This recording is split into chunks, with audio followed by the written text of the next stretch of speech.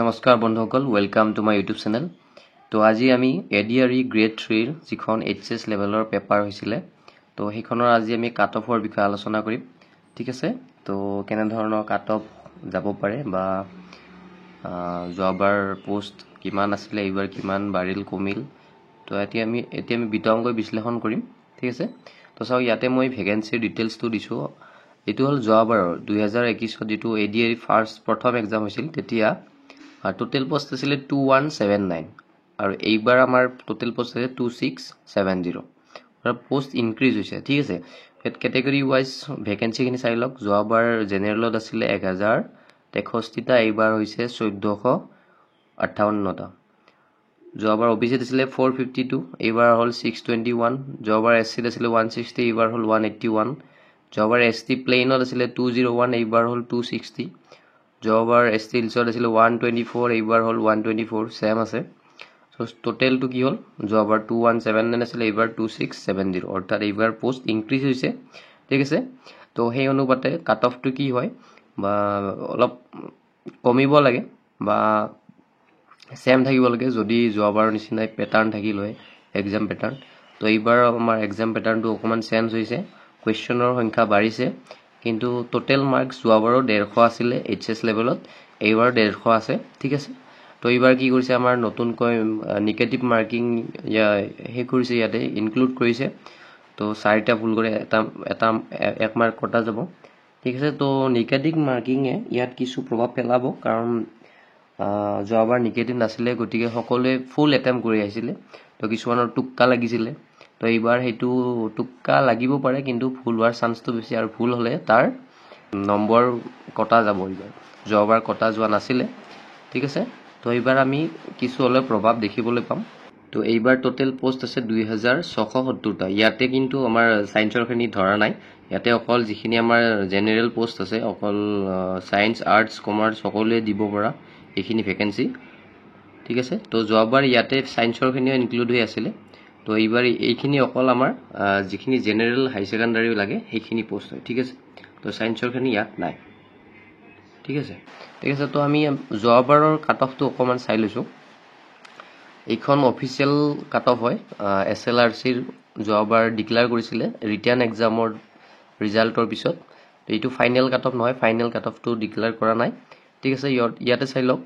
তো জেনেৰেলৰ এইচএছ লেভেলত 150 marks total আছিলে, তো ইয়াতে কাট অফ গৈছিলে 123, প্ৰায় 82% গৈছিলে, অৰ্থাৎ 82% কাট অফ গৈছিলে যোৱাবাৰ আমাৰ কি নাছিলে, নিগেটিভ মাৰ্কিং নাছিলে। তো তেনেদৰে অবিচিত চাই লওক, অবিচিত প্ৰায় 117 গৈছিলে, তো প্ৰায় 78%।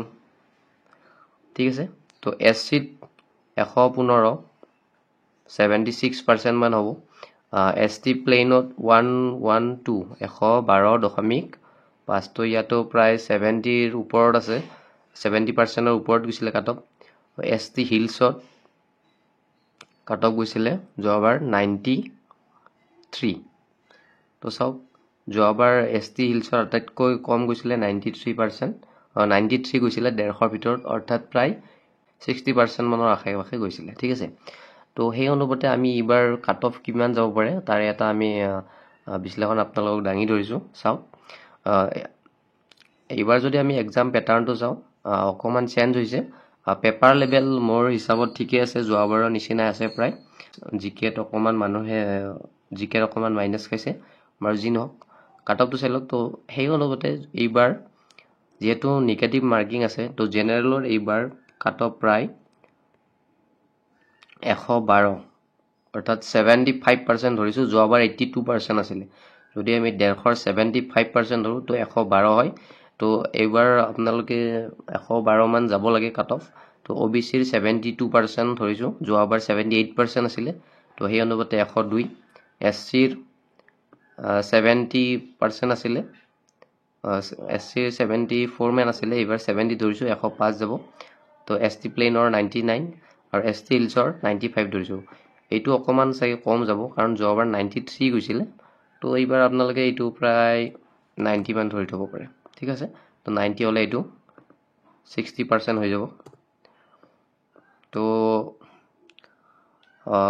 এক্সপেক্টেড কাট অফ মোৰ হিচাপত এইখিনি যাব লাগে তো এইটো ফাইনেল কাট অফ নহয় কাৰণ মই এটা আনুমানিক এটা ডাটাৰ ওপৰত বেছ কৰি কৈছোঁ একচুৱেল কাট অফটো SLRCয়ে ৰিলিজ কৰিব ৰিজাল্টৰ টাইমত তো তেতিয়া আপোনালোকে সঠিককৈ গম পাব তো আপোনালোকে এটা ৰাফ আইডিয়া লৈ লওক ইয়াৰ আশে পাশে অৰ্থাৎ ইয়াতকৈ 4-5 মাৰ্ক তলত যদিও আছে আপোনালোকে কম্পিউটাৰৰ প্ৰেক্টিছ আৰম্ভ কৰক কাৰণ SLRCয়ে জানিব ফাইনেল কাট অফ কিমান যায় তো আমি জাষ্ট এইটো প্ৰিডিক্ট কৰিছোঁ আপোনালোকৰ যদি 4-5 মাৰ্ক তলতো আছে তো আপোনালোকে কম্পিউটাৰৰ কাৰণে ভালদৰে প্ৰিপেয়াৰ হওক ঠিক আছে তো ভিডিঅ'টো ভাল লাগিলে লাইক কৰিব শ্বেয়াৰ কৰিব চেনেলটো ছাবস্ক্ৰাইব কৰিব থ্যাংক ইউ